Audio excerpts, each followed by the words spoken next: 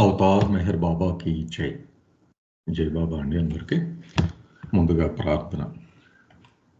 బిలీవెడ్ God, help us all to love you more and more and more and more and still yet more till we become worthy of union with you, and help us all to hold fast to Baba's daman till the very end.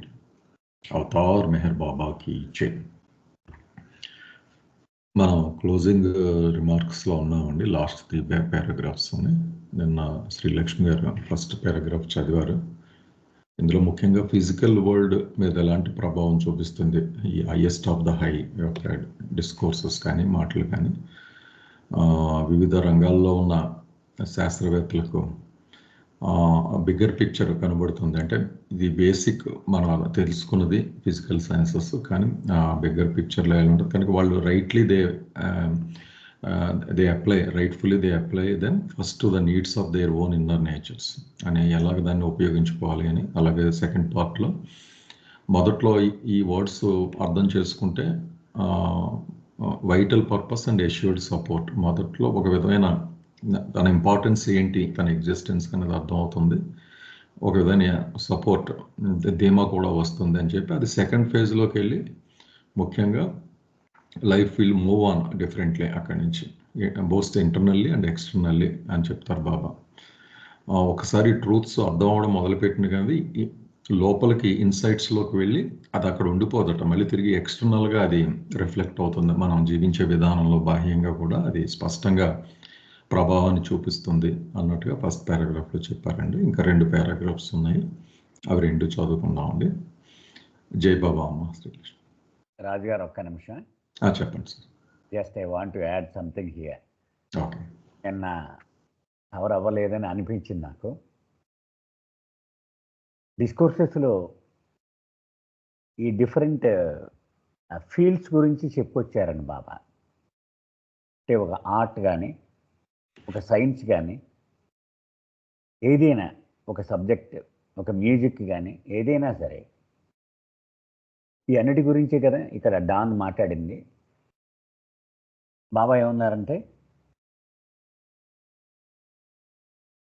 ఇవన్నీ కూడా ఒకే ఒక గమ్యం చేరేలా మానవుడికి సహాయం చేయడానికి ఉపయోగపడకపోతే వాటికంటూ ప్రత్యేకమైన విలువ ఏదీ ఉండదు. అంటే ఆత్మ తన గమ్యమైన పరమాత్మలో చేరిపోవడం అనే గమ్యానికి దోహదపడినంత వరకు సైన్స్కి కానీ, ఆర్ట్కి కానీ, మ్యూజిక్ కానీ దేనికైనా విలువ ఉంటుంది. అంతేగాని దానికి స్వతహాగా మనగలిగేటువంటి విలువ ఉండదు అని చెప్పారు. ఇది చాలా ముఖ్యమైనటువంటి విషయం అండి. అంటే ఈ సైన్సులన్నీ కూడా నా గమ్యం చేరుకోవడానికి నాకు సహాయపడుతున్నాయి అన్నంత వరకు వాటికి విలువ ఉంటుంది అన్నమాట. అది అంచేత బయటికి వాటిలంతటి వాటికి విలువ ఉన్నట్టు కనపడేటువంటిది యథార్థం కాదనమాట. అది ప్రధానమైన విషయం. ఈ సత్యం వాడికి వెల్లడవుతూ ఉంటుంది. ఉదాహరణకి సర్ ఇసాక్ న్యూటన్, అతను ఏమన్నాడంటే పెద్దవాడు అయిపోయిన తర్వాత భగవంతుడు ఉన్నాడు అని ఒప్పుకోకపోతే ఈ సైన్స్ని క్షుణ్ణంగా లోపలికి వెళ్ళి ముందుకు తీసుకెళ్ళడం అనేది సాధ్యము కాదు అన్నాడు అతను. అంటే ఆ సత్యం బోధపడింది అనమాట అతనికి. అది సో అది ఆ రూట్, అన్నింటికీ రూట్ గాడ్, ఈ పర్పస్, ఇదిగో నా గోలే అనేటువంటిది. అది అక్కడ బాబా ఇక్కడ డాన్ స్టీవెన్స్ ఈ మొత్తం ఇంట్రొడక్షన్ యొక్క తాత్పర్యంలో చెప్పదలుచుకున్న విషయం అండి. జై బాబా సార్. చాలా జై బాబా సార్, చాలా మంచి పాయింట్. అందుకే బహుశా మన కల్చర్లో, ఏన్షియంట్ కల్చర్లో కూడా ప్రతి art somehow it is connected with divinity అండి. బహుశా అలాగా తీసుకొచ్చి ఉంటారు. ఒక నృత్య కళ కానీ, సంగీతం కానీ, శిల్ప కళ కానీ ఏదన్నా బాగుంది సార్. జై బాబా. అమ్మ శ్రీలక్ష్మి స్టార్ట్ చేద్దామండి.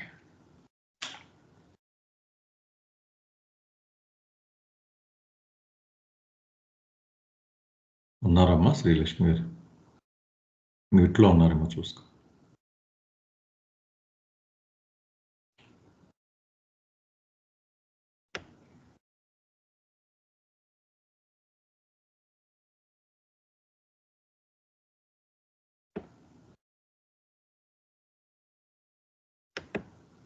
లేనట్టున్నారు. కాల్లో లేరనుకుంటానండి. వేరే ఎవరన్నా చదువుతారండి? నేను చదవనా?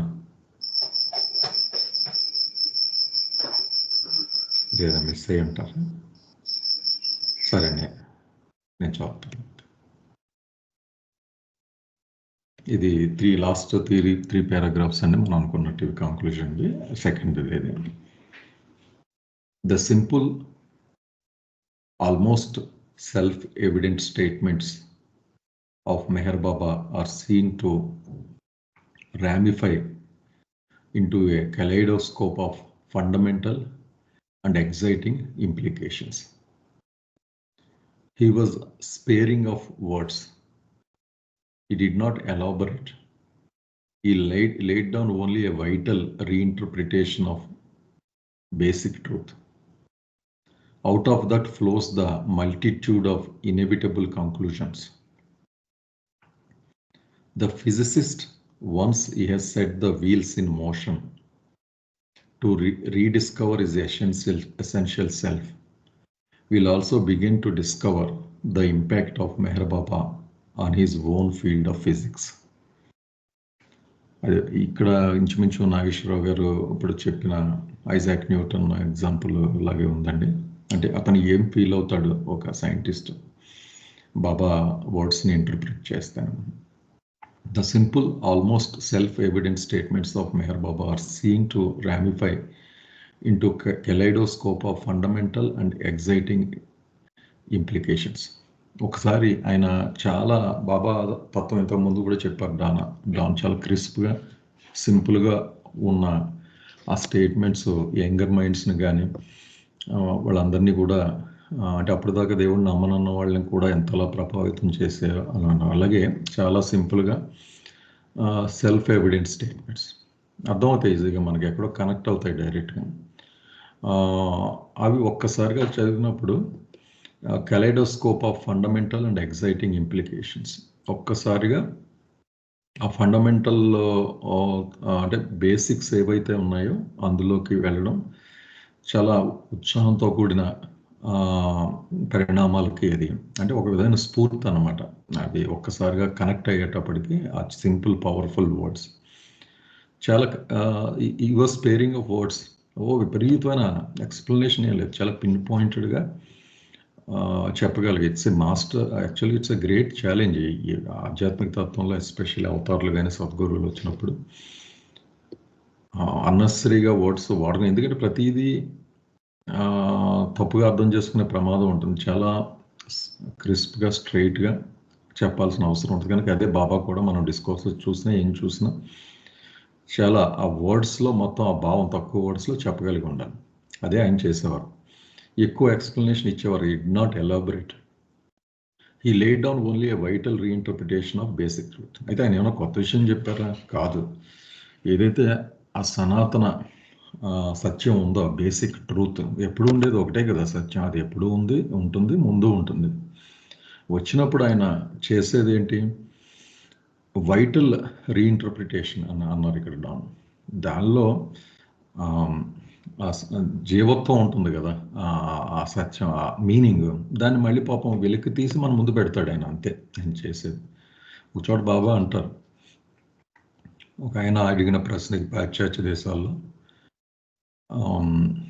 బాబా నేను స్పిరిచువాలిటీలోకి వస్తున్నాను, నేను ఏంటి నా ఆహార వ్యవహారాలు ఎలా ఉండాలి, బట్టలు ఎలాంటివి వేసుకోవాలి, ఇవన్నీ అడిగితే బాబా నవ్వి పక్కన కూర్చోపెట్టుకుని, spirituality is all about simplicity. సింపుల్గా మాట్లాడడం, సింపుల్గా పనులు చేసుకోవడం, సింపుల్గా ఆలోచించడం. అంటే ఆయన కొంచెం తెల్లబోయి చూస్తాడనమాట. అప్పుడు చెప్తారు. కానీ బిగ్గెస్ట్ ప్రాబ్లం మానవాళికి ఏంటంటే, వాట్ ఈజ్ సింపుల్ అని అర్థం చేసుకోవడానికి కష్టం అయిపోయిందంటే, they made their life so complex with so many theories. నేను అవతారుడుగా వచ్చినప్పుడు నేను చేసేది చాలా సింపుల్ థింగ్. మీ హృదయాల్లో ఉన్న సింప్లిసిటీని మీకు పరిచయం చేసి వెళ్ళిపోతాను అంతే. నీలోనూ ఉంటుంది ఇది. అదనమాట ఆయన చేసే ఆ మిరకిల్. ఇక్కడ కూడా ఏం చెప్తున్నారంటే, ఆ బేసిక్ ట్రూత్ మనం అర్థం చేసుకోవడంలో ఈ కాంప్లెక్సిటీ లేయర్లో మునిగిపోయి మనం పడుతున్న తాపత్రయం నుంచి మనం బయటపెట్టి, ఆయనే incarnation of that simple truth కనుక, that is nothing but reflection of our own inner self. మనం ఎదుర్కొన్న కళ్ళ ముందు ప్రత్యక్షమై మనకి షార్ట్ సర్క్యూట్ చేస్తుంది. మన లోపల కలగంటున్న వాడిని మనకు పరిచయం చేస్తుంది. అదే ఆయనే మనం. Out of that flows the multitude of inevitable conclusions. అయితే ఆయన ఆ బేసిక్ ట్రూత్ని, ఆ వైటల్ రీఇంటర్ప్రిటేషన్ పరిచయం చేసిన తర్వాత ఒక్కసారిగా ఇంకా తప్పించుకోలేని డిఫరెంట్ కంక్లూజన్స్ మనలో, అంటే మనకున్న నేచర్ని బట్టి అది రిఫ్లెక్ట్ అవుతుంది. మనకున్న సంస్కారాల కంపోజిషన్ బట్టి మన జీవితం కనుక అది రిఫ్లెక్ట్ అవుతుంది, ఆ ట్రూత్, ఆ బేసిక్ ట్రూత్. ఎందుకంటే ఒక ప్యూర్ తెల్లటి కాంతి ఒకసారి పడితే ప్రిజంలో మన ఎగ్జాంపుల్ చెప్పుకుంటున్నాం, దాని మీద ఉన్న డస్ట్ని బట్టి, కలర్ను బట్టి it reflects. The physicist, once he has set the wheels in motion to rediscover his essential self, will also begin to discover the impact of Meher Baba on his own field of physics. ఒకసారిగా ఈ భౌతిక శాస్త్రవేత్త ఎవరైతే ఉన్నారో తను rediscover చేసుకోవడం అనేది ఈ ప్రయాణం మొదలు పెడితే ఆటోమేటిక్గా ఈ బాబా చెప్పిన ట్రూత్ని అర్థం చేసుకుంటే ఆయన సొంత పరిధిలో ఆ భౌతిక ప్రపంచంలో ఏదైతే ఆయన ఎక్స్ప్లోర్ చేస్తున్నాడో దాని మీద కూడా ప్రభావం, అంటే బహుశా ఈ యాంగిల్ కూడా మారిపోతుంది. అవే ఈ థింగ్స్ ఎప్పుడైతే ఆ బిగ్గర్ పిక్చర్లో ఈ ఇన్నర్ జర్నీ పాయింట్ ఆఫ్ వ్యూలో చూసుకుంటే మొత్తం మారిపోతుంది. ఉదాహరణకి పరిణామక్రమం తీసుకుంటే డార్విన్ది ఒకలా చూస్తాం. మనం చిన్నప్పటి నుంచి చదువుకుని, మనం ఫస్ట్ టైం గాడ్ స్పీక్ చదివినప్పుడు అందరికీ మొదటిసారిగా వచ్చేది ఇదేంటి, ఎవల్యూషన్ థియరీ డిఫరెంట్గా చెప్పారు కదా, మొత్తం కనెక్టెడ్గా ఉంటుంది. అప్పుడు డాట్స్ అన్ని అందరికీ వచ్చి ఉంటుంది ఇంచుమించే ఫీలింగ్. సేమ్ మన డార్విన్ థియరీ, కానీ డార్విన్ థియరీ అందులో సబ్సెట్ అనిపిస్తుంది అనమాట. బిగ్గర్ పిక్చర్లో బాబా దాన్ని ఫిట్ చేసినట్టు. అది ఏదో అనుకోకుండా జరిగింది కాదు, దీని వెనకాల మొత్తం ఈ జర్నీ ఆఫ్ సోల్, ఈ సంస్కారాల ప్రభావం, సంస్కారాలు ఖర్చు పెట్టుకునే ప్రక్రియలో రూపాంతరం చెందుతూ వస్తున్నాయి అనేది చక్కగా మనకి ఫిట్ అవుతుంది అలా. సో ఈ పాయింట్లో కూడా బహుశా నేను ఊహించడం, ఆ ఫిజిసిస్టులు కూడా they see in bigger picture. ఒక ఆటం బాంబు కనిపెట్టిన ఆయన కానీ ఇంకోటి కానీ ఏంటిది అసలు యాక్చువల్గా ఇంత పవర్ ఎక్కడి నుంచి వస్తుంది, శక్తి ఎక్కడ వస్తుందని వాళ్ళు ఇంటర్ప్రిటేషన్ టోటల్గా డిఫరెంట్గా ఉంటుందని చెప్పినట్టుగా ఇక్కడ అనిపించిందండి. జై బాబా. ఏమన్నా క్వశ్చన్స్ ఉన్నాయండి దీని మీద?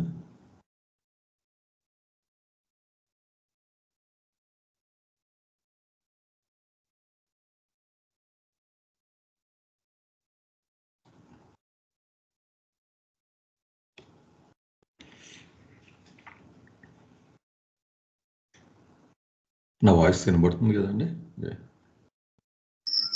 ఎస్ సార్ మీ వాయిస్ వినబడుతుంది. అలాగే అదే క్లియర్గా ఉంది కూడా మీరు చెప్పింది. ఓకే దాస్, మీరు లక్ష్మణ్ మీరు ఏమైనా యాడ్ చేస్తారు ఫిజికల్ సైన్సెస్ గురించి?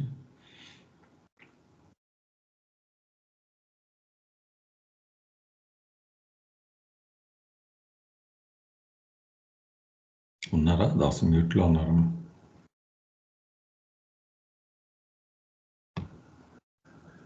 Okay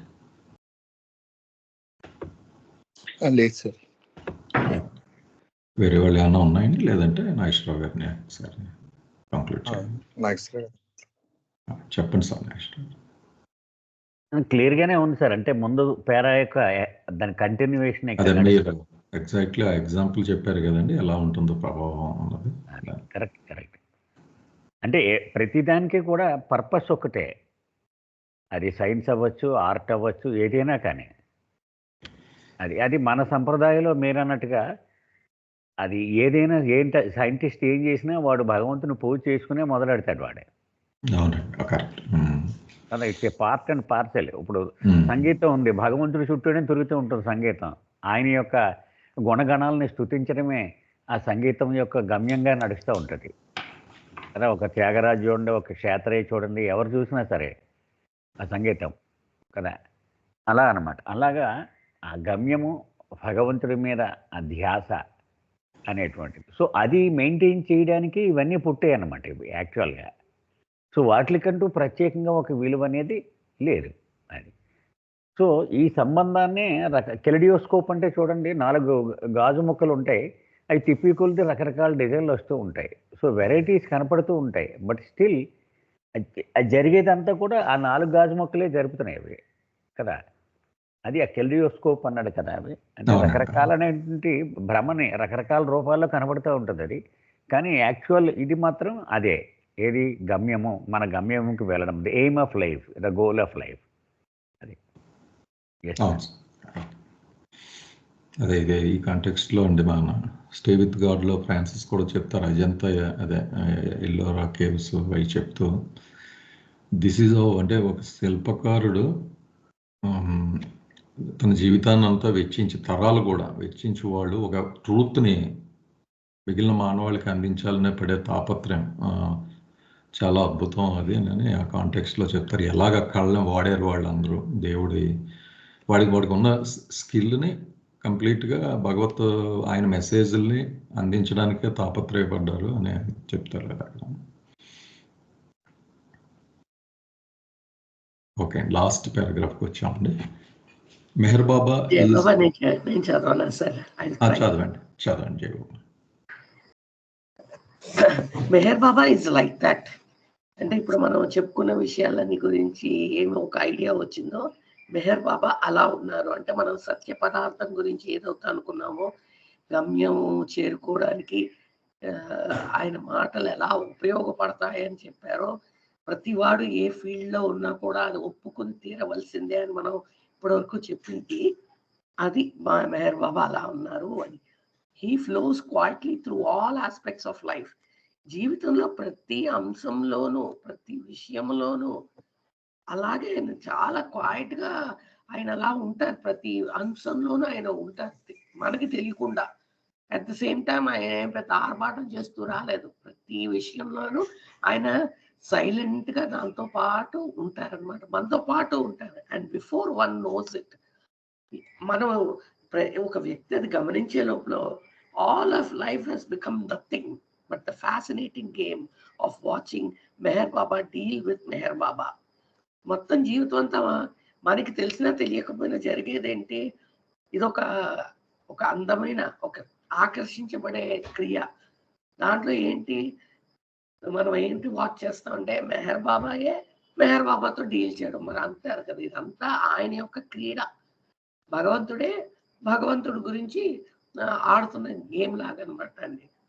certainly this is the ultimate in universality.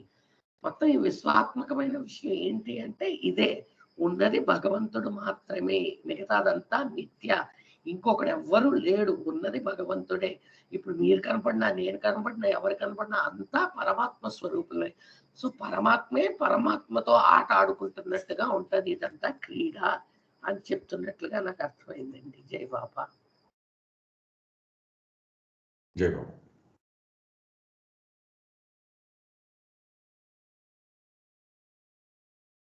ఉన్నాయండి కామెంట్స్ దీంట్లో?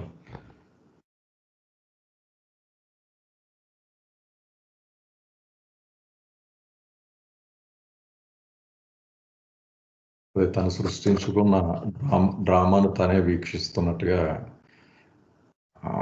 ఉంటుందన్నమాట. ఇప్పుడు మనం యాక్చువల్లీ అబ్జర్వర్స్, మనం యాక్చువల్గా అర్థం చేసుకుంటే ఈ డ్రామా అంతా మన పాయింట్ ఆఫ్ వ్యూలో మన చుట్టూ సృష్టింపబడింది, వీక్షించుకుంటున్నాం. ఇది స్లోగా అర్థమవుతుంది. ఫ్యాసినేటింగ్ గేమ్ అన్నారు. జయబాబా అండి. సార్ ఇది ఫిజిక్స్ కూడా భగవంతుని గురించేనండి? అంటే మిగతా అంటే అర్థమైంది, మిగతా ఆర్ట్స్, సంగీతం ఇవన్నీ సార్ నాగేశ్వరరావు సార్ చెప్పినట్టు అర్థమైంది. బట్ ఫిజిక్స్ కూడా దీని గురించి అంటారా సార్? ఏ యాంగిల్లో నేను చెప్పాను కదా, he flows through all aspects of life. ఇంకా మళ్ళీ ఇది ఈ ఆస్పెక్ట్ లో ఉన్నాడా, ఆస్పెక్ట్ లో లేడు అనడానికి లేదు. He flows through quietly all aspects of life అన్నమాట. మీరు ఏ కోణం నుంచి చూసినా ఆ సత్య పదార్థం అనేది ఇమిడే ఉంది. సార్ ఎవరు సార్ అడిగింది? దయచేసి నా పేరు గోపికృష్ణ. ఇప్పుడు మనం స్కైప్ ద్వారా ఈ గాడ్ స్పీక్స్ మీద మనం ఫోకస్ చేసి మనం 1 గంట సేపు బాబా మీద మనం ధ్యాస నిలిపాం. ఇది దేని ద్వారా పాసిబుల్ అయిందండి? ఎలక్ట్రానిక్స్. కరెక్ట్. కదా, పార్ట్ ఆఫ్ సైన్స్. రైట్. అంతే కదా. అంతే సార్. మనం రికార్డింగ్స్ ఉన్నాయి, అప్పుడు బుక్ ప్రింట్ అవుతోంది, లేకపోతే ఆడియోలు వింటున్నాం, ఆన్లైన్లో ప్రేయర్ 7 o'clock చూస్తున్నాం. ఇదంతా it is possible only because of science. Yes sir, correct. మనకు తెలియకుండానే ఇదంతా సైన్సే. టోటల్గా ఈ సైన్స్ అంతా కూడా it is all infrastructure developed by God to let people come closer to him. అంతే కదా సార్. అంతే సార్, అర్థమైంది నాకు. ఇంకా మ్యాటర్ సో అర్థమైంది సార్. పూర్వం ఇప్పుడు కృష్ణుడు ఎప్పుడు పుట్టాడు, ఎక్కడ పుట్టాడు అంటే 5వ భూమికలో 6వ భూమికలో ఉండేవాళ్ళు దివ్య దృష్టితోటి వాళ్ళు ఊహించి చెప్పగలుగుతూ ఉండేవారు. ఆయన చుట్టూ వందల మీద కూర్చొని ఉండేవారు జనం. కానీ ఇప్పుడు తక్కువని గూగుల్లోకి వెళ్ళి కొడుతున్నాడు బేర్ బాబాస్ బర్త్ ప్లేస్, తక్కువని వచ్చేస్తుంది వాడికి కదా, అవును క్లియర్ సార్. ఫొటోస్తో సహా వచ్చేస్తుంది. సో ఇదంతా అవును. ఏమిటనమాట, everything is brought in front of your eyes అనమాట. It is achievement of the science okay కదా. సార్. సో మనకు తెలియకుండా సైన్స్నే వాడుకుంటున్నాం మనం.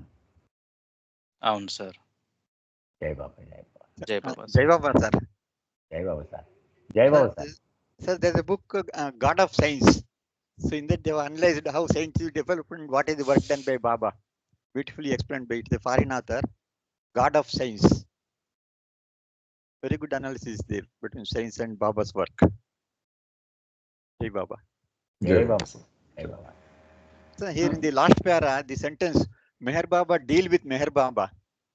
I think it is a very good sentence because he says, all are God, you and I are not we but one. So Baba says, I am eating through you, I am seeing through you, like that. Is it not, sir, that word? Baba Yes, sir. deal with Yes, Meher sir. Baba. Yes sir. Says, I am bound in you, is it not, sir? That please, you can explain that Yes, one, sir. yes, Meher yes, Baba sir, deal yes. with Meher Baba. Yes sir. Sir నేను ఇంకెవరు చెప్పకపోతే నేను కంక్లూషన్లోకి వెళ్తానండి ఇందులో ఈ పేరా అదే రాజు గారు. చేయండి sir. If anybody wants to discuss.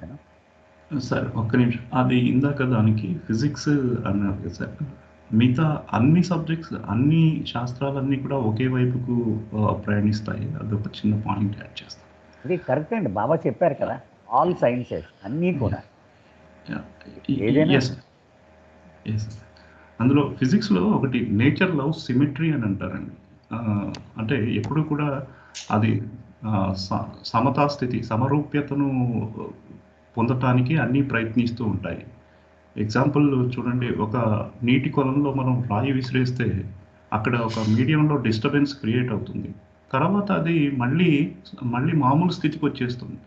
ఆ డిస్టర్బెన్స్ కొద్దిసేపే ఉంటుంది, తర్వాత మళ్ళీ అది ఈక్విలిబ్రియం స్టేట్ అంటాం. అది మళ్ళీ సమరూప్యత అంటే దాని యొక్క ప్రభావం కొద్దిసేపే ఉండి మళ్ళీ తిరిగి సమతా స్థితికి వచ్చేస్తుంది. అలాగే కెమిస్ట్రీగా చూస్తే మీరు పీరియాడిక్ టేబుల్లో ఫస్ట్ ఆర్గానిక్ కాంపోనెంట్స్ మీరు అరేంజ్మెంట్ చూస్తే ఎలక్ట్రాన్ కాన్ఫిగరేషన్ ప్రకారం వాటి యొక్క ఆవేశాలు +1 +2 +3 అని చివరికి ఓ గ్రూప్ ఎలిమెంట్ చూస్తాం. ఓ గ్రూప్ ఎలిమెంట్స్ అంటే అవన్నీ కూడా స్టేబుల్ గ్యాసెస్. స్టేబుల్ గ్యాసెస్లో అవి పూర్తిగా నిండుతనాన్ని ఆక్రమించి అవి ఎటువంటి చర్యలో పాల్గొనకుండా ఉండేటువంటి స్టేబుల్నెస్ని వస్తాయి. అంటే ఈ మొదటి పీరియాడిక్ గ్రూప్లో నుంచి గ్రూప్ 1 నుంచి ఆ గ్రూప్ 0కి వీటన్నిటి యొక్క ఈ మూలకాలు ఏవైతే పీరియాడిక్ టేబుల్లో కలిగి ఉన్నారో అవన్నిటి యొక్క ప్రవాహం అంతా కూడా ఎక్కడికి అంటే ఆ సమతా స్థితికి చేరుకోవడమే. అంటే ఇవన్నీ కూడా ఒక స్టేట్కి వెళ్తున్నాయి. ఈ సైన్సెస్ అన్నీ కూడా ఒకవైపుకు తీసుకుని వెళ్తున్నాయి. అదంతా కూడా ఈ లాస్ట్ పారాగ్రాఫ్లో చెప్పినటువంటి ఆ భగవంతుడు ఈ సృష్టించినటువంటి ఈ సృష్టి అంతా కూడా ఆ గమ్యం ఆ ఈక్విలిబ్రియం స్టేట్, అంటే ఒక కాన్స్టెంట్ స్టేట్, ఇంకా ఎటువంటి ఆరాటాలు పోరాటాలు లేకుండా ఒక సమతా స్థితిని పొందేందుకే అన్నట్టు ఇక్కడ నాకు అనిపించింది. Just excellent sir. జై బాబా అండి. రాజుగారు నేను చెప్పనా? చెప్పండి సార్. బాబా ఒక సందర్భంలో ఇలా చెప్పారండి, ఉన్నది భగవంతుడు ఒక్కడే, మరేది లేదు. అయితే ఆ నేచర్ ఏంటి? ప్రేమ. ఉన్నది ఒక్కడే అయినప్పుడు ఎవడిని ప్రేమించగలడు ఆయన? అంతే కదా, ఇంకొకటి ఉంటేనే కదా ఆయన ప్రేమించగలడు. ఆ ప్రేమ అనేటువంటి ఆ స్వభావాన్ని అనుభవంలోకి తెచ్చుకోలేడు కదా. అందుచేత ఆయన అనేక జీవరాశులుగా అంటే ఈ జీవాత్మలుగా విడిపోయి దాన్ని ప్రేమించడం మొదలుపెట్టాడట ఆయన. ఈ గేమంతా తన ప్రేమని అనుభవంలోకి తెచ్చుకోవడం కోసం భగవంతుడు తయారు చేసుకున్నటువంటి ఇన్ఫ్రాస్ట్రక్చర్ అనమాట ఇదంతా కూడా. సరే, ఈ విశాల విశ్వాన్ని సృష్టించి దాన్ని ప్రేమించడం, అది బాబా వెల్లడి చేసిన రహస్యం అనమాట. అంచేత మనందరం కూడా భగవంతుడే, మన అందరం కూడా ఇంతమంది ఇన్ని రకాలుగా మనం కనిపించవచ్చు కాక, కానీ మనం భగవంతుడే, బాబాయే. బాబా సహవాస్ అంటే నిర్వచనం చెబుతూ బాబా అన్నారు, బాబాని ఆలింగనం చేసుకోవడం, బాబాని ముద్దు పెట్టుకోవడం, బాబాకి చేతితో ప్రసాదం ఇవ్వడం, బాబాని ఆలింగనం చేసుకోవడం. సో బాబాతో ప్రేమని ఇచ్చిపుచ్చుకోవడం అనే క్రీడయే సహవాస్ అంటే అన్నారు బాబా. అంచేత అక్కడ వ్యక్తులు కాదు, ఆయన చూసుకుంటాడు అనమాట. అలాగే బాబా సహవాసులోకి వచ్చేటప్పుడు వంగి ప్రణామం చేసేవారు. ముందుగా చేతులు ఇలా జోడించి అభివాదం చేసేవారు. చెప్తూ బాబా అన్నారు, మీరెవరూ తిరిగి నాకు అభివాదం చేయవలసిన అవసరం లేకుండా నేనే ఇలా అభివాదం చేస్తున్నాను. ఎందుకని? మీ అందరిలో నేనున్నాను. సో మీ అందరి తరపున నాకు నేను ప్రణామం చేసుకుంటూ ఉన్నాను. అలాగూ బాబాతో వ్యవహరించడము, అదే ఈ గేమ్ యొక్క లక్షణం అన్నమాట. తర్వాత ఇంకా బాబా ఏం చెప్తున్నారు, డాన్ ఏం చెప్తున్నాడు ఇక్కడ, ఆయన గేమ్ యొక్క రిజల్ట్ మనము పసిగట్టేలోగానే పూర్తి అయిపోతుందట. అది మనం భాస్కర్ రాజు గారు ఎప్పుడు చెప్తూ ఉండేవారు, శాపం మీద కూర్చొని మాట్లాడుకుంటూ ఉంటాం గంటల తరబడి. ఒకరంటాడు నీరు తగులుతోంది జాగ్రత్త అంటే చాప తీసేయండి నీరు వచ్చేస్తుంది అంటాడు. ఆ చాప తీసేటప్పటికి మొత్తం చాప కిందంతా నీరు పాకేసే ఉంటుందట. అంటే మనం అనుభూతి చెందాము అంటే అప్పటికే దాని పని చేసేసిందని అర్థం అనమాట. సో అలాగూ బిఫోర్ వన్ నోస్ ఇట్ మొత్తం అంతా ఆయన పూర్తి చేసేస్తాడనమాట. అది అంటే బాబా యొక్క సందేశము కానీ, బాబా యొక్క హాజరు కానీ అంత యూనివర్సల్ అయింది, సర్వజనీనమైనది, ప్రతివాడికి వర్తించేది, ప్రతివాడికి అవసరమైనది, ప్రతివాడికి సంబంధించినది. ఇది సార్ డాన్ ఈ తాత్పర్యంలో చెప్పింది. జై బాబా. జై బాబా సార్. ది ఐవి జ్యూస్, డానీ స్టీవెన్స్, వీళ్ళిద్దరూ కలిసి రాసిందండి. San Francisco, California, 1973 April. Second edition introduction. ఇక్కడతో ఇంట్రడక్షన్ పార్ట్ అయ్యిందండి. ఇక ప్రధానమైన టాపిక్లోకి మనం వెళ్తున్నాం. అయితే ఇక్కడ నిన్న సోదరులు నాగేశ్వరరావు గారు అదే నెట్వర్క్ ఇబ్బంది వల్ల మనం ఆగాము. అది పూర్తి చేసేసుకుని ఇంకా మెయిన్ సబ్జెక్ట్లోకి వెళ్ళాము. సార్ అదే మీరు అదే బాబా 69 బాడీ డ్రాప్ చేసినప్పుడు ఎక్స్పీరియన్సెస్ గురించి పంచుకోండి నాగేశ్వరరావు గారు. అది జై బాబా సార్. జై బాబా సార్. అయితే ఒక చిన్న కాషన్ అండి.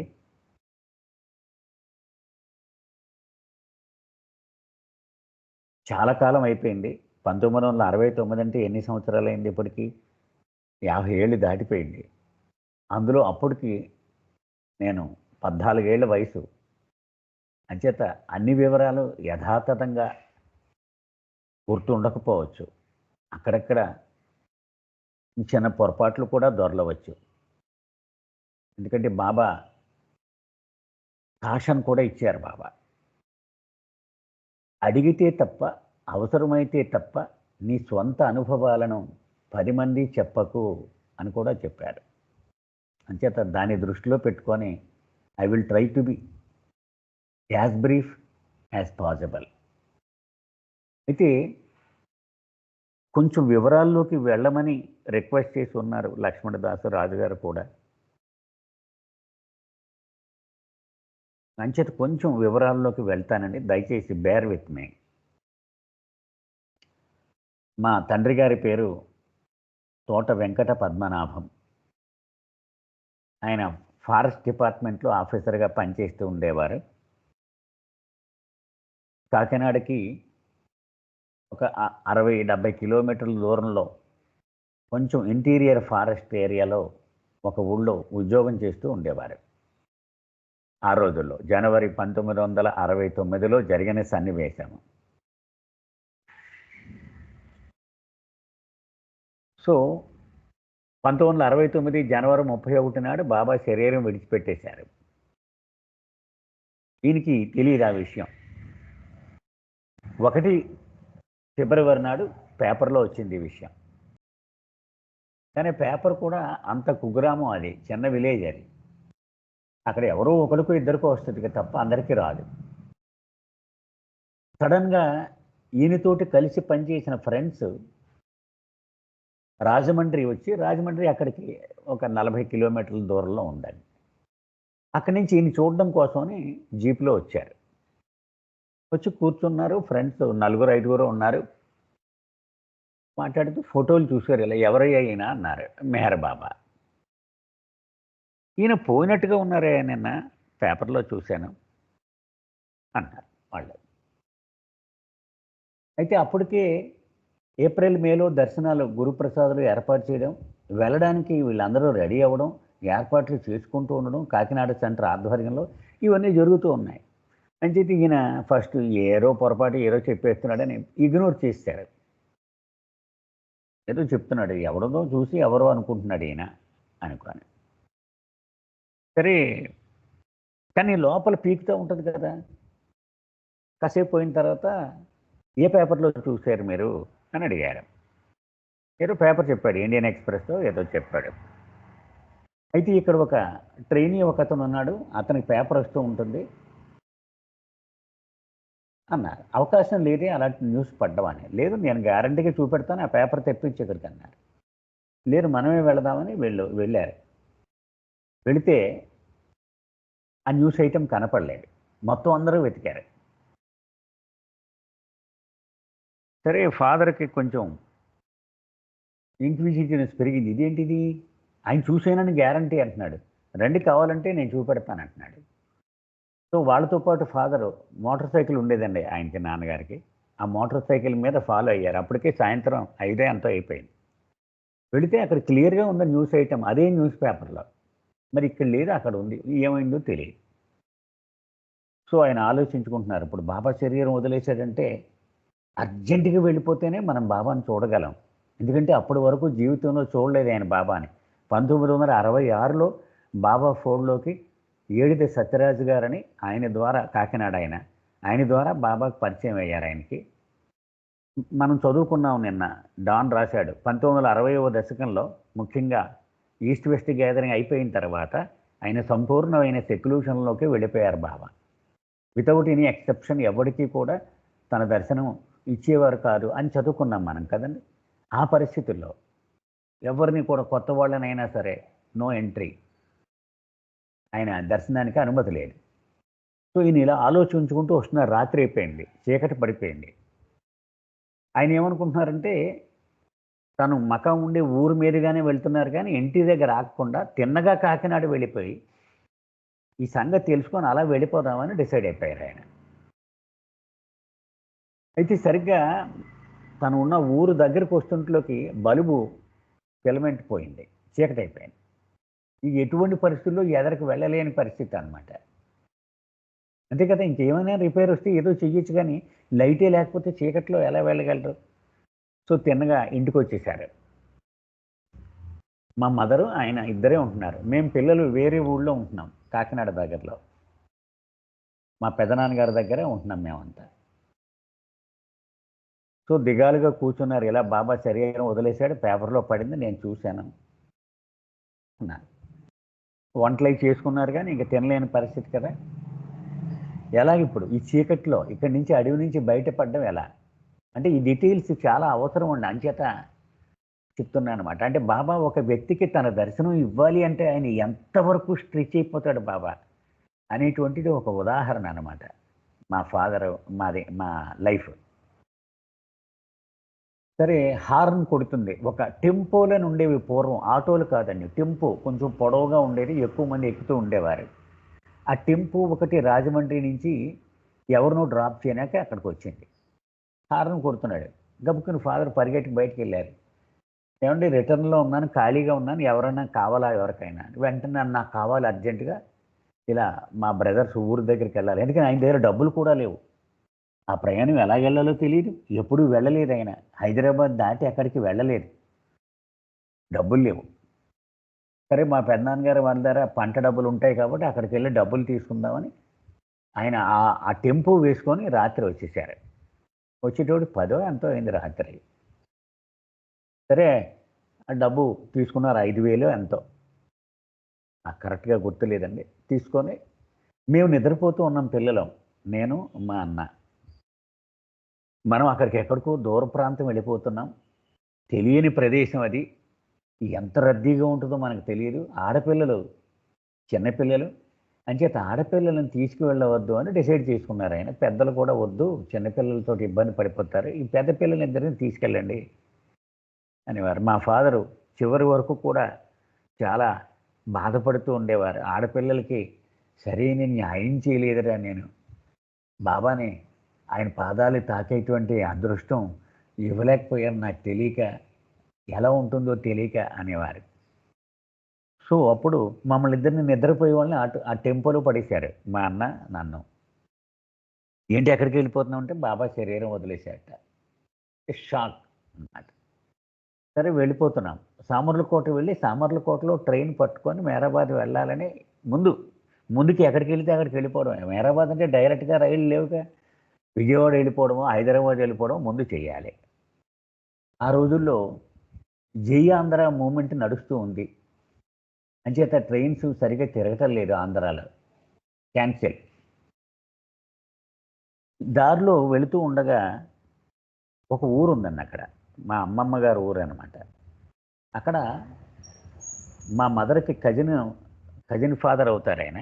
అదే అది ఏమంటాము, పెద్దనాన్న చిన్నాన్న అవుతారనమాట. ఆయన బాబాకి చాలా ఆప్తుడు, బాబాని అనేక సార్లు దర్శించుకున్నారు ఆయన. వెంటనే జ్ఞాపకం వచ్చింది మా ఫాదర్కి, అయ్యో తాత ఉండిపోయాడు కదా అని. వెళ్ళి తలుపు కొట్టారు. అర్ధరాత్రి అవుతుంది, 11 ఎంతో అయింది.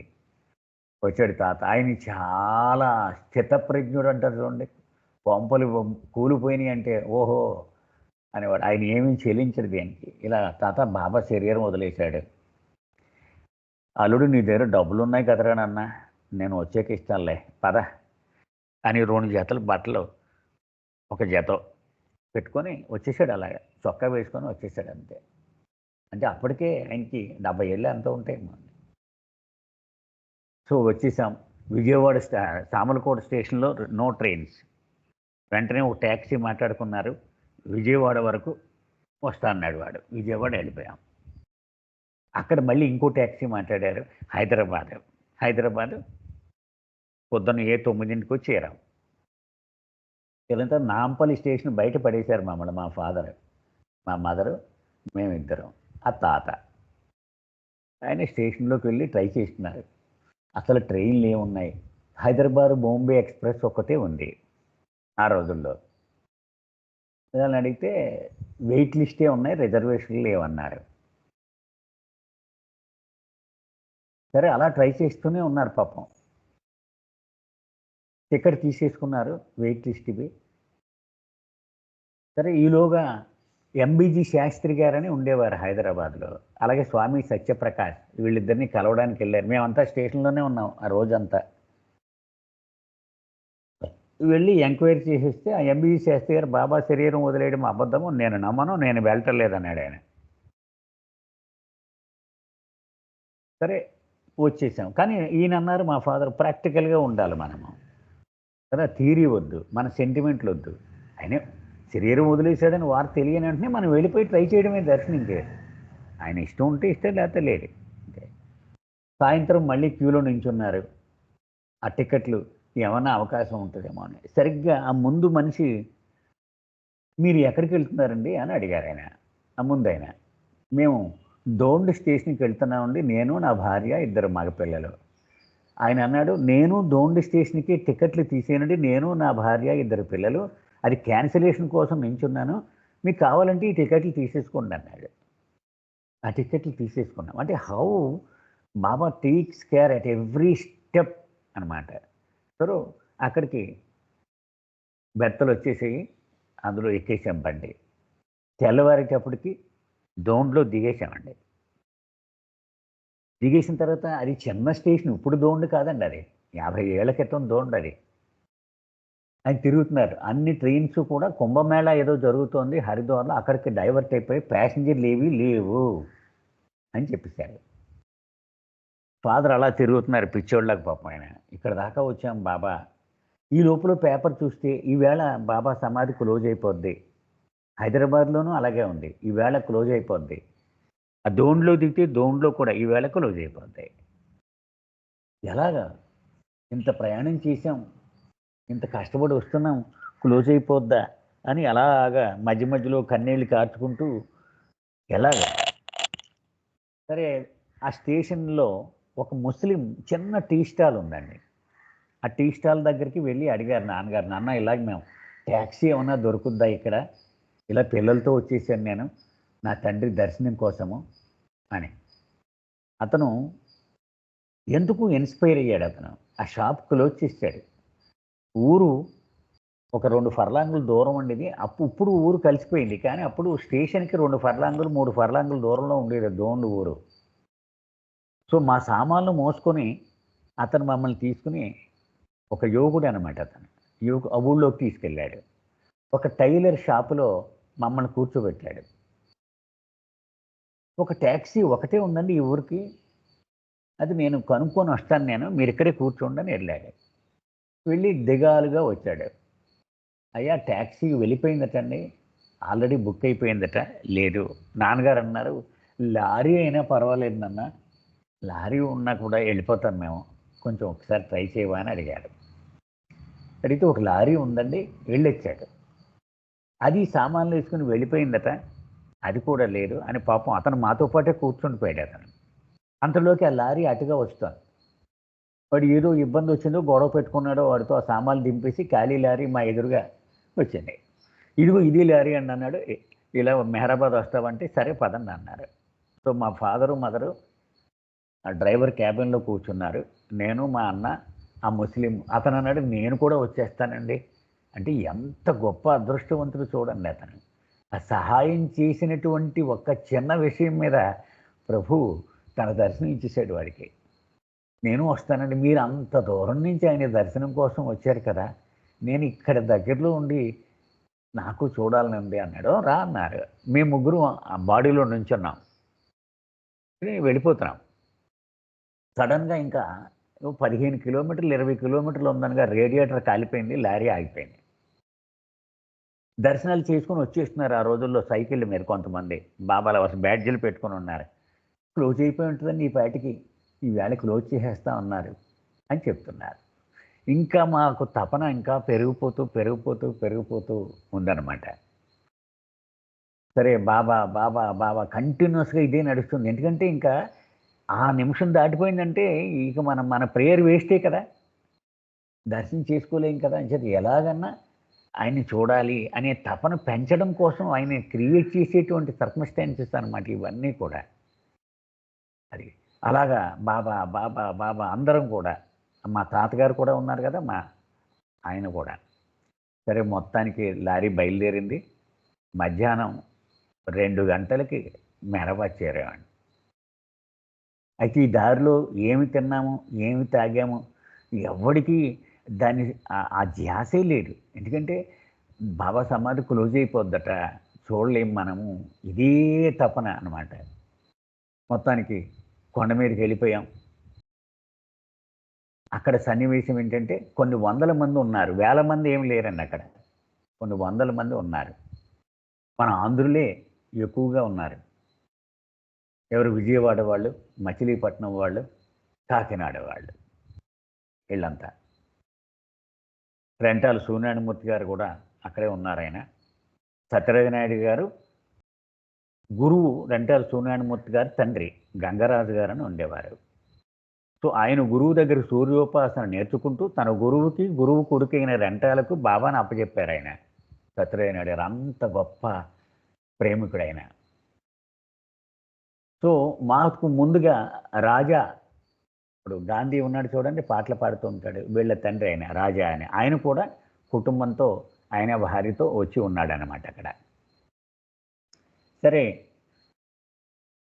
బాబాని పరిస్థితి ఏంటంటే సమాధి లోపలికి వెళ్ళగానే మనం ఆ మార్బుల్ స్లాబ్ ఉంది కదండి, దానిలో లోపలికి 6 అడుగులు గొయ్యి ఉంది. ఒక మెట్లు ఉన్నాయి, ఒక 5-6 మెట్లు ఉన్నాయి. అడుగున బాబాని పడుకోబెట్టారు. చుట్టూ ఐస్ బ్లాక్స్ పెట్టారు. పక్కన ఎరిచి కూర్చొని ఉన్నాడు. ఒక వింజామర వీస్తారు ఉంటారు చూడండి, ఒక జంతువు యొక్క వెంట్రుకలు ఒక బంచిలాగా పెట్టి దాంతో ఇలా విసురుతూ ఉన్నాడు వంగి బాబాకి. ఎందుకని ఈగలు అవి వాలకుండా, దోమలు ఈగలు వాలకుండా. ఇది అక్కడ సన్నివేశము. అప్పటికి మెహరాబాద్లో కరెంటు లేదండి. మెహరాజాద్లోని కానీ మెహరాబాద్ కానీ కరెంట్ లేదు. బాబా శరీరం వదిలేసే నాటికి అంతా హరికెన్ లాంతర్స్, బాటా ల్యాంప్స్ అని పొడవుగా చిమ్నీ ఉంటుంది. బాటా ల్యాంప్స్ అంటారు. కింద గాజు దిమ్మ ఉండి కిరసనాలు అడుగున ఉంటుంది, ఒక ఒత్తు ఉంటుంది. ఇవే ఎక్కడ చూసినా ఉండేవి. సో మేము దూరం బయట నుంచే బాబా దర్శనం, లోపలికి వెళ్ళినాక నో ఎంట్రీ. అప్పుడు పరిస్థితి ఏంటంటే డాక్టర్ డాంకిన్, డాక్టర్ భరూచా వీళ్ళంతా పర్యవేక్షిస్తూ ఉన్నారు ఆ బాడీని.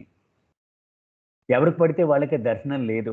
ఓన్లీ బాబాకి బాగా ఆప్తులైన వాళ్ళు, ధనపతరావు నాయుడు గారు, డాన్ స్టీవెన్స్, వీళ్ళందరూ వాళ్ళు వచ్చారనుకోండి, వాళ్ళకి కాళ్ళు శానిటైజ్ చేసుకొని ఒక టబ్లో నీళ్లు వేసేవారు. దానిలో ఏదో డిస్ఇన్ఫెస్టెంట్ వేసి దానిలో కాళ్ళు కడుక్కొని తుడుచుకొని లోపలికి వెళ్ళి వచ్చేవారు. మాకు జనసామాన్యానికి ఎంట్రీ లేదు, ఎందుకంటే పాడైపోద్ది బాడీ, దాన్ని ప్రిజర్వ్ చేయాలి.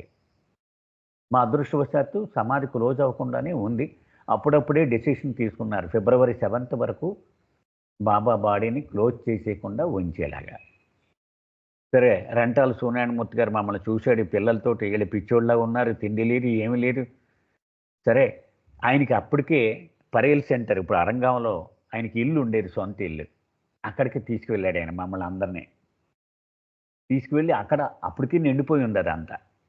కాబట్టి అక్కడ చిన్నది 7x7 ఎంతో ఒక చిన్న ఒక రూమ్ ఉందన్నమాట. అదే బాబా సెంటర్. దానిలో మా ఫ్యామిలీని పడేశారు ఆయన. మేము రాజా వైఫ్ పడేసి నన్ను పక్కింటికి తీసుకెళ్ళి ఒక స్టవ్, కిరసనాల స్టవ్, 4 గిన్నెలు అడిగి అరువు తీసుకున్నాడు ఆయన. అవి తెచ్చి పడేశారు. ఆయన కూడా వెళ్ళి కందిపప్పు, బియ్యం, ఏవో ఇలా ఏం దొరుకుతాయి అవి. ప్రత్యేకంగా నాకు పలానా కావాలి చాయిస్ లేదుగా. మా మదర్ ఏం చేసేవారంటే పొద్దున్న 4ంటికి లేచి పప్పు అన్నం వండేసేవారు.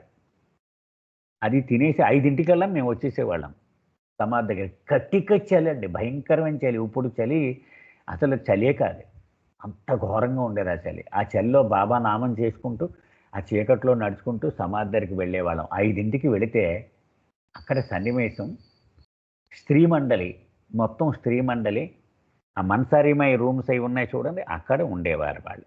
5ంటికల్లా దేవతలు వచ్చినట్టుగా వచ్చి సమాధి లోపలికి వెళ్ళిపోయి పిన్ డ్రాప్ సైలెన్స్. ఒక్క మెహరా ఎక్కిళ్ళు, దుఃఖం, అదొక్కటి వినపడేదండి, ఇంకేం వినపడేది కాదు. అప్పుడు హారతి పాడేవారు, ఒక్క వాయిస్తో పాడేవారు వాళ్ళు. దేవతలు పాడుతున్నట్టే ఉండేది. ఇప్పటికీ కూడా ఫ్రెష్గా నా చెవుల్లో అనుభూతి పొందగలం అన్నమాట. అంత డీప్ ఇంపాక్ట్ అది. ఆది సచేతన్, భుజావే, ఇవన్నీ రోజుకొకటి చొప్పున అలా పాడుతూ ఉండేవారు. ఆ పాడుతూ ఉంటే ఇంకా బాబా సజీవంగా మా కళ్ళ ముందు మెదిలినట్టుగానే అనిపించేది అనమాట. అంత అద్భుతం. ఆ సన్నివేశం కోసమే 5ంటికల్లా వెళ్ళిపోయేవాళ్ళం ఎలాగోలాగా. అది. ఇక రోజంతా ఏమిటంటే మెహ్రా గంటకి వచ్చేస్తూ ఉండేది. ఆవిడ ఆపడం చాలా కష్టంగా ఉండేది మనీ వాళ్ళకి. అలాగ వచ్చేయడం, అందరూ కూడా సైలెంట్ అయిపోయేవారు మెహ్రాని చూస్తే. దగ్గరికి ఎవరు వెళ్ళకూడదు, ఓన్లీ స్త్రీలు కూడా. ఆవిడ అంత దుఃఖంలో ఉన్నప్పుడు ఎవరు డిస్టర్బ్ చేసేటువంటి దమ్ము ఉండేది కాదు. కూడా చిన్నపిల్లని హ్యాండిల్ చేసినట్టుగా మనీ హ్యాండిల్ చేస్తూ ఉండేది. గడ్డం పట్టుకొని ఇలాగ, నేను దుఃఖించొద్దు, తండ్రి ఎక్కడికి వెళ్ళిపోలేదు, మన హృదయాల్లోనే ఉన్నాడు అంటే అన్ని వివరాలు అప్పుడు పుస్తకాలు లేవండి. ఇప్పుడు మెహర్ వచ్చిన తర్వాత అప్పుడు వాళ్ళ మధ్యన జరిగిన సన్నివేశం ఏంటో కూడా మనకి స్పష్టంగా కనపడుతూ ఉండేది అనమాట. ఇలా గంటకి వచ్చేసేది ఆవిడ. మొత్తం మేము బయట నుంచి క్యూలు ఉండేవి, బయట నుంచి బాబాని అలా చూసి వెళ్ళిపోవడమే రోజు. మేము ఈ కిటికీలు ఉన్నాయి కదండి, 3 కిటికీలు ఉన్నాయి బాబా సమాధికి. ఆ కిటికీల చుట్టూ జనం వేలాడుతూ చూస్తూ ఉండేవారు లోపలికి. ఆ కాళ్ళ మధ్య నుంచి మేము దూరిపోయి, చిన్నపిల్లలం కదా, 10th చదువుతున్నాను, 14 ఇయర్స్ అప్పటికి. మేము దూరిపోయి ఆ కిటికీలు ముందుండి కూర్చుని చూస్తూ ఉండేవాళ్ళం. ఇదే మా పని పొద్దున్న నుంచి సాయంత్రం వరకు. సో ఒక బండి పూరీలు అవి చేసుకొని వచ్చేవాడు అరంగాన్ నుంచి. అరౌండ్ 9 o'clock ఎంతో వచ్చేవాడు లోయర్ మెహరాబాద్ దగ్గరికి. మొత్తం జనం అంతా వాడి మీద పడిపోయేవారు. ఏం తిండి లేదు, ఏర్పాట్లు లేవు, ఎక్కడ పడుకుంటున్నారో ఎక్కడ ఉంటున్నారో ఎవరికి తెలియదు. సో బాబా తమ్ముడు జాల్భాయి, అతను మా పిల్లలిద్దరిని చూసి నా కూడా రండి అని కిందకి తీసుకెళ్ళిపోయేవాడు. సాయంత్రం అయ్యేటప్పుడు కిందకి తీసుకెళ్ళిపోయేవాడు. అతను మండలి హాల్లో ఒక మూల పడుకునేవాడు అనమాట. అక్కడ తీసుకెళ్ళి ఈ చిమ్నీలు ఇచ్చేవాడు, బాటా ల్యాంప్స్. అవి ఎలా క్లీన్ చేయాలో మాకు చెప్పాడు అనమాట. మేము ఇసుక వేసి క్లీన్ చేసి ఆ ఒత్తి కత్తిరించి కిరసనాలు పోసి అతనికి ఇస్తే వెలిగించి పెట్టేవాడు అక్కడ. సో మా అన్నకు నాకు ఒక డ్యూటీ అప్పగించారనమాట. సో ఇలాగ కొండ మీదే ఉండడము, ఇలాగే రోజులన్నీ నడుస్తూ ఉన్నాయి. మొత్తానికి ఫిబ్రవరి 7వ తారీఖు నాడు సమాధి క్లోజ్ అయిపోతోంది అని చెప్పేవారు. ఇక అందరూ కూడా ఆ 7వ తారీఖు నాడు సమాధి క్లోజ్ అయిపోవడం గురించే ఆలోచించేవారు, అక్కడ ఉన్న అన్ని 100 మంది కూడా. ఆ తర్వాత ఏమవుద్దనేది మొత్తం సృష్టి ఆగిపోయినట్టే. రిటర్న్ జర్నీ ఎప్పుడు, ఎలా వెళ్తాము, ఏమీ లేదు బుర్రల్లో, అసలు ఆ ధ్యాసే లేదు. అయితే గొప్ప అదృష్టం ఏంటంటే, ఇప్పుడు మనం పుస్తకాల్లో చదువుకుంటున్నటువంటి మండలి వాళ్ళు కానీ, అమెరికన్ లవర్స్ కానీ, వీళ్ళందరూ ఆ సన్నివేశంలో వచ్చారు. ఎందుకంటే చివరి అవకాశం కదా ప్రభువుని చూడడము. అంచేత ఇప్పుడు ఐవీ జ్యూస్ కానీ, ఎలిజబెత్ కానీ, డాన్ కానీ, వీళ్ళందరూ అక్కడికి వచ్చారు. అక్కడ తిరుగుతూ ఉండేవారు అనమాట. అక్కడ ఫ్రాన్సిస్ బ్రావజాన్ ముఖ్యంగా వీళ్ళంతా, అలాగే మండలి వాళ్ళందరూ, పెండు, పాద్రి, వీళ్ళంతా ఉన్నారు. అప్పుడు వీళ్ళు తిరుగుతూ ఉండేవారు అనమాట. ఏవో సామాన్లు పట్టుకొస్తుంటే పరిగెత్తుకెళ్ళి మేము సాయం చేసేవాళ్ళం వాళ్ళకి. సో ఇలాగా నడుస్తూ ఉంది. అందరి హృదయాల్లోనూ కూడా ఇదే ఉంది. ఇది ఎంత అందమైన రూపము ఫిబ్రవరి 7 తర్వాత శాశ్వతంగా మనము ఇక చూసే అవకాశం ఉండదు. ఈలోగా మా ఫాదరు, ఇంతదాకా బాబాయే కదరా మన తీసుకొచ్చాడు, అంచేత మనం పాదాలు తాకే అదృష్టం మనకు దూరం చేయడు తండ్రి, తప్పకుండా ఇస్తాడు. ఆయన మీద విశ్వాసం ఉంచాలి మనం కదా. మనం అనుకోలేదు కదా, ఇక్కడ దాకా తీసుకొచ్చేసాడు కదా. అంచేత ఆయన పాదాలు ముట్టుకున్న క్షణంలో ఒక ప్రార్థన మాత్రం నేను చెప్తాను అని రోజు కంఠస్థం చేయించేవారు ఆయన. 4 లైన్లు అనమాట, ఇప్పటికీ నాకు గుర్తు అది. అదేంటంటే, తండ్రి నీవు పరమాత్మవు, నేను నీ నుండి విడివడినటువంటి జీవాత్మను. నేను నీ నుండి విడివడిన తర్వాత అనేక జన్మలు ఎత్తి అనేక జన్మల పాటు ప్రయాణం చేస్తూ ఉన్నాను నేను. మళ్ళీ నా ఆత్మ ప్రయాణంలో నీ పాదాలు ముట్టుకునే అవకాశం నాకు వస్తుందో రాదో తెలియదు. అంచేత జీవాత్మగా నేను చేసిన మొత్తం ప్రయాణాలన్నీ చిట్ట చివరిగా నీలో చేరిపోయే వరకు నీ పాదాల దగ్గర అంకితం చేసేస్తున్నాను, స్వీకరించు తండ్రి. ఈ ఒక్క ప్రార్థన మనం అందరం చెయ్యాలి అని రోజు మాకు ఈ 4 రోజులు ఇదే తర్ఫీదిస్తూ ఉండేవారనమాట. సో ఫిబ్రవరి 7 వచ్చేసింది. మా అందరిలో ఉత్కంఠ, పాదాలు ముట్టుకునే అవకాశం వస్తుందా రాదా, వస్తుందా రాదా ఆతృత, ఇదే ప్రార్థన లోపలంతా నడుస్తూ ఉంది. సో పొద్దున్నే ఎరీచ్ బయటకు వచ్చాడు. మరి ఎప్పుడు పడుకునేవాడో ఎప్పుడు తినేవాడో తెలియదని ఎరీచ్ ఎప్పుడు చూసినా అక్కడే ఉండేవాడు, బాబా శరీరం పక్కనే ఉండేవాడు. అలాగే జాల్ దస్తూర్, భరూచా, వీళ్ళిద్దరూ ఈ ఐస్ బ్లాక్స్ మొయ్యడం, ఈ పెట్టడం, అలాగే మన విలియం డాంకెన్, వీళ్ళ ముగ్గురు అనమాట ఎక్కువగా ఈ మొయ్యడము ఈ పనులన్నీ చేసేవారు. డాంకెన్ ఏమో ప్రతి 2-3 అవర్స్కి సమాధి క్లోజ్ చేసేసి లోపల బాబాని చెక్ చేసి వచ్చేవాడు, బాడీ ఏమన్నా డీకంపోజ్ అవుతుందా అని. ఇవన్నీ చూస్తూ ఉండేవారు. స్టెరిలైజ్ చేసినటువంటి రోజెస్ బాబా చుట్టూ పరిచేవారు, ఐస్ బ్లాక్స్ కూడా కనిపించకుండా సర్దుతూ ఉండేవారు అనమాట. సో 7వ తారీఖు ఉదయం ఎరిచి డిక్లేర్ చేశాడు, అందరికీ కూడా పాదాలు ముట్టుకునే అవకాశం ఇస్తున్నాము, మీరు ఒక్కొక్కటి లోపలికి వెళ్ళి ఆయన పాదాలు ముట్టుకొని వచ్చేయండి అని చెప్పారు. ఇక మా అదృష్టం అనమాట అది. ఆ క్యూలో నిలబడి ఒక్కొక్కడు లోపలికి వెళ్ళి మెట్లు దిగి, బాబా పాదాలు ఉంటాయి మెట్లు దిగ్గానే, ఆ తలకాయ ఆ పాదాల మీద పెట్టుకొని ఆ నాన్నగారు చెప్పిన ఆ ప్రార్థన 1 నిమిషంలోనే చేసేసి అప్పుడు బయటకు వచ్చేసాం అనమాట. ఇలా నడుస్తూ ఉండగా ఆది వచ్చాడు. ఆదిని ఫస్ట్ టైం మేము చూసాం అప్పుడు. ఎందుకంటే మొత్తం వారం రోజులు కూడా ఆఫీసులో ఉండి ఇంటర్నేషనల్ కాల్స్కి అటెండ్ అవుతూ ఉన్నాడు. అతను నిద్ర లేదు, మొహం పీకుపోయి తూలిపోతూ ఉన్నాడు పాపం. పట్టుకుంటే కానీ అతను సపోర్ట్ చేసుకోలేకపోతున్నాడు అనమాట. అతను ఒకసారి వచ్చాడంటే సీన్లోకి అతనే ఫుల్ ఛార్జ్ అనమాట. అంతా మిగిలిన వాళ్ళంతా వెనక్కి వెళ్ళిపోవాల్సిందే. అంత ఇంపోజింగ్ పర్సనాలిటీ అది.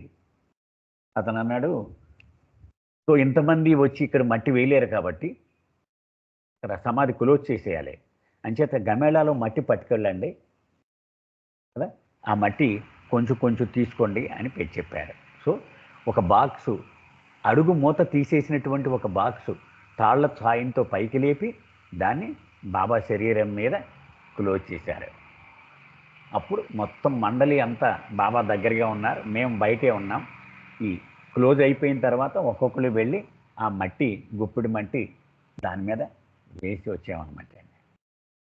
ఆ తర్వాత తిరుగు ప్రయాణం గురించి ఆలోచన అంతా జరిగింది.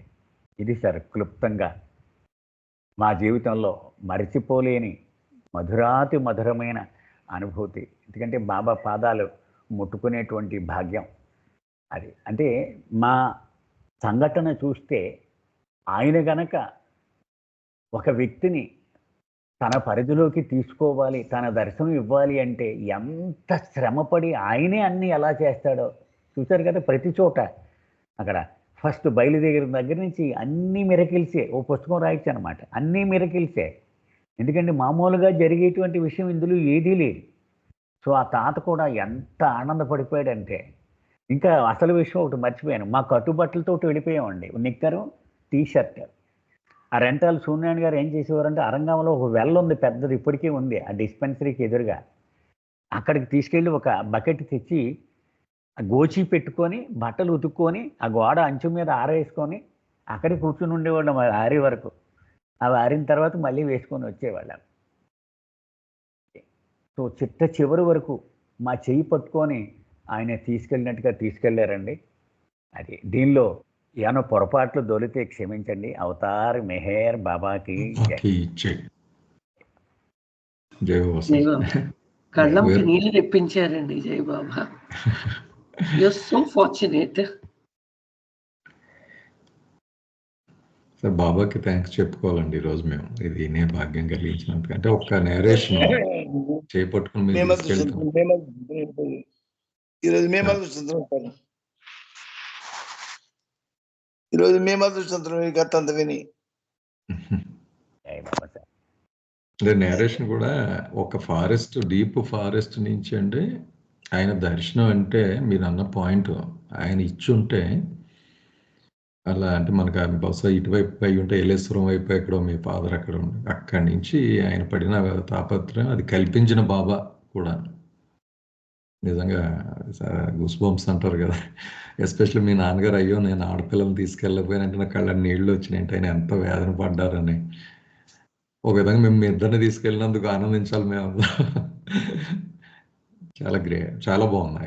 జై బాబా. Thank you. జై బాబా సార్. జై బాబా. జై Baba sir. Thank you for bearing with me sir all along. జై బాబా. అవును సార్, ఎంత చక్కగా షేర్ చేసుకున్నారు. జై బాబా సార్. Pleasure sir. అసలు మీ ఫాదర్ గ్రేట్ సార్. అసలు అంటే బాబాస్ లవ్ ఈజ్ గ్రేటర్ అండి. అదే సార్, అల్టిమేట్ అదే సార్. మనం గ్రేట్ అయినా మనం ఏం చేయలేం కదా, ఆయన సర్వసమర్థుడు. జై బాబా అండి.